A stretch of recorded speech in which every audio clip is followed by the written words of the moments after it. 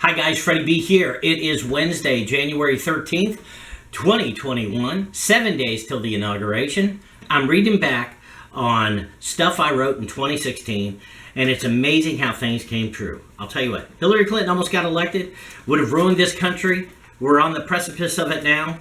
She is as petulant as Trump has been, yet she gets a pass because why? Because she's a woman? Come on. I don't understand that. She was just as bad about her election as President Trump has been about his. Now, despite his recent actions, I still like the guy. So, there you go. Anyway, I'll have to edit that out, I'm sure. There seems to be a double standard portrayed by the Democrats. It has nothing to do with healing this country. Nancy Pelosi's actions in Congress this week speak volumes as to what I mean. I mean, to sit there and try to impeach a president, you don't unite this country. You know what they're afraid of? They don't want to unite this country for fear that when this country comes out of the ether, they'll unite against them. And that's what they're afraid of.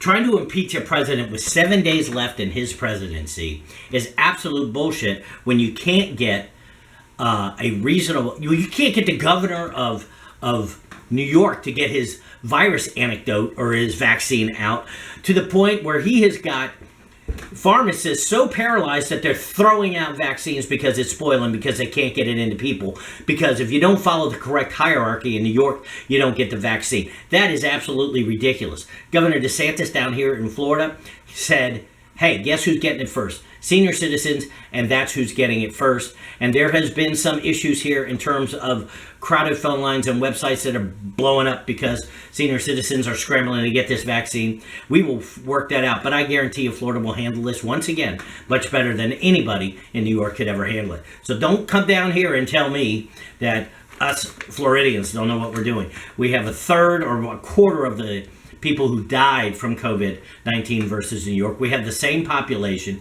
And while you can say, well, the density in New York City is such and such, we don't have a governor stupid enough to put people that are recovering from COVID in with people that have other diseases in old folks' homes. What an absolute idiot he is. But hey, totally different thing.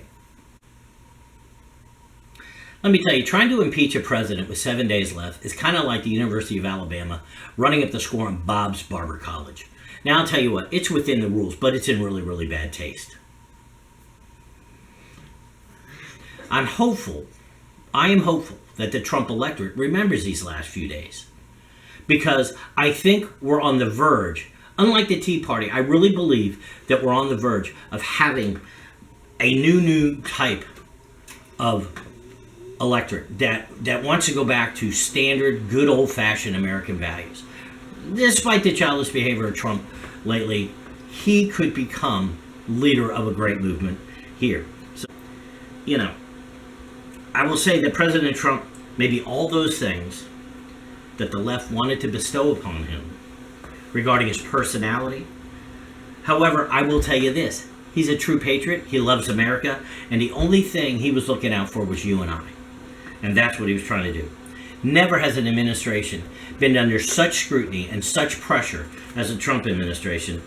And, at the end of the day, the only thing he might be guilty of is being a first-class douche. Tell me a politician that's not. There are changes that this place is going to go through. And I will tell you, if they are fundamental changes if Joe Biden becomes president, and more scarily, if Camel Toe Harris becomes president quickly after Joe Biden. Okay, it will be a problem. We have fundamentally changed America because we've already taken 2 generations of kids and made them lemmings to what the government can do instead of what we can do. We used to be, I'll tell you what, I'm sorry, but Ward Cleaver had it right. You got to get up off your ass and you got to do it yourself. Because maybe one thing government has ever done that they've done better than somebody in the private sector. That is nothing. They've done nothing, okay, except maybe create war, which they can do. So they can kill people and break things, and that's fantastic. And I'll tell you what, I'm happy to have our military, and I support them wholeheartedly, from the top generals, all the way down to the guy who's in the trenches. I don't have a line of demarcation that, who do you blame? I don't like this, but I support the troops. They're all troops. They all follow orders, so I'll support them all, as long as they're doing the will of the American people. Okay? But there's nothing that the government can do except tax, create war, that the private sector cannot do better. And why we sit there and want to give up our freedoms for that is ridiculous. And I'll give you a great example. 5,600 pages on this stimulus bill. 5,600 pages. It was written, and who read it? Nobody. I called my congressman, and I asked my congressman to support legislation that says for every 100 pages of a bill, you have to have at least 1 day to read it. So in this case, you'd have 56 days. Now that might keep you and I from getting our $600. I didn't get it, by the way, or my $1,200 or $2,000. I didn't get any of that. But that's okay. I want you to have it if you got it. But I'm telling you, this is ridiculous. There's more crap in there. When 10 pages would have done it, why do we have to have 5,600 pages of legislation? So that Nancy Pelosi can shove her stuff in there so that she can pay off her beekeepers or whatever? Not that beekeepers aren't important. Of course they are. But you know what? Again, the private sector can do this better. So let's think about that as we move forward. As we move forward next week, President Trump, he may not go quietly into that good night, I guess. But he's going to go, okay? Perhaps he will rise up like out of the ashes of a phoenix and become a great leader again. Become that leader we all expect. And maybe he will try to guide us. I don't think he will run ever again for anything. I don't think he needs to. But there are people that follow him, that like his fundamental message, like myself, his fundamental message of putting America first, pulling yourself up by your own bootstraps, putting in a hard day's work and getting rewarded for it. That's what people like.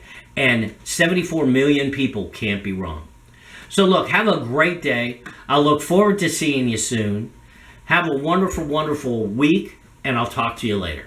Ta-ta.